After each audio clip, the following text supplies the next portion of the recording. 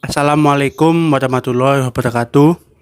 Yang terhormat Ibu Dr. Titi Rengganis, SSM Hum, selaku dosen pengampu mata kuliah Bahasa Indonesia, dan seluruh penonton yang berbahagia. Pertama-tama, mari kita ucapkan puja dan puji syukur kehadirat Allah Subhanahu wa Ta'ala, karena berkat rahmat dan hidayahnya kita dapat berkumpul dan menonton tayangan ini dengan sehat walafiat. Yang kedua, mari kita ucapkan sholawat serta salam kepada Nabi besar Muhammad Shallallahu Alaihi Wasallam, karena berkatnya kita dapat terbebas dari zaman kegelapan. Sebelumnya, izinkan saya memperkenalkan diri. Nama saya Satrio Anggoro Subianto. Saya dari Pendidikan Matematika tahun 2022 kelas B dengan NIM 22030174067. Di sini saya akan menjelaskan mengenai sejarah bahasa Indonesia yang menjadi keunggulan Indonesia sebagai bangsa dan prospek bahasa Indonesia di masa mendatang jika dihubungkan dengan pendidikan matematika.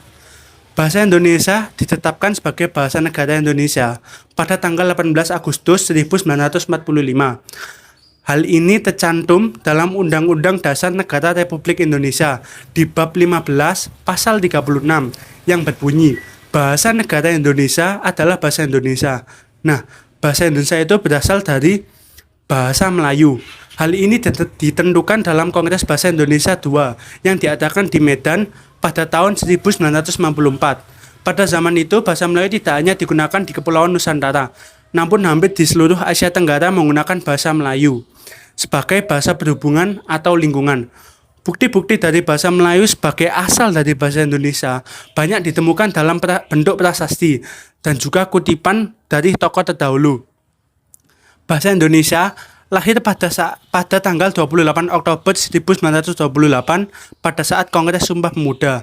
Sejarah bangsa Indonesia sendiri tidak dapat dipisahkan dari peristiwa Sumpah Pemuda.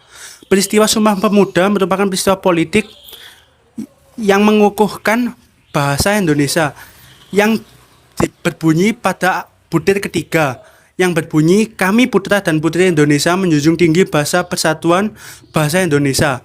Indonesia merupakan masyarakat yang heterogen, yang terdiri atas berbagai ras, suku, agama, budaya, dan bahasa, sehingga perlu dibukukan dalam sebuah bahasa persatuan.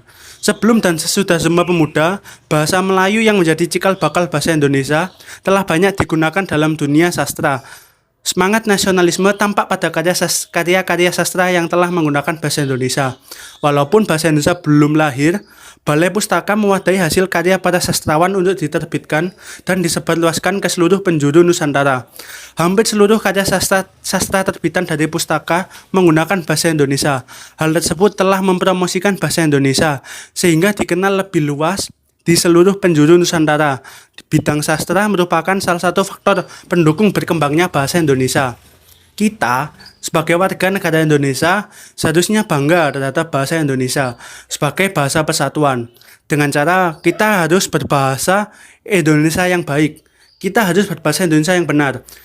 Kenapa bahasa Indonesia disebut sebagai bahasa persatuan? Jika kita sebagai suku Jawa ingin berbicara dengan suku Sunda, bahasa apa yang harus kita gunakan? Jika kita berbicara dengan menggunakan bahasa Jawa, tentunya orang Sunda tidak tahu tentang bahasa Jawa. Begitupun sebaliknya, jika orang Sunda ingin berbicara dengan bahasa Sunda, maka kita pun tidak akan mengerti mengenai bahasa Sunda. Nah, salah satu jalan untuk menghubungkan antara kedua suku tersebut adalah menggunakan bahasa Indonesia. Nah, dengan bahasa Indonesia, suku Jawa dan suku Sunda dapat berhubungan. Oleh karena itu, bahasa Indonesia disebut sebagai bahasa persatuan. Yang kedua, yaitu proses bahasa Indonesia di masa mendatang jika dihubungkan dengan pendidikan matematika. Bahasa Indonesia juga menjadi kunci penting dalam dunia pendidikan. Salah satunya pendidikan matematika. Seorang siswa harus mampu memahami bahasa Indonesia dengan baik dan benar. Contohnya, jika ingin mencerna soal-soal matematika, karena penjelasannya diberikan dalam bentuk bahasa Indonesia, tidak dalam bentuk rumus matematika langsung, akan sia-sia jika siswa tersebut tidak memahami masalah dari soal tersebut.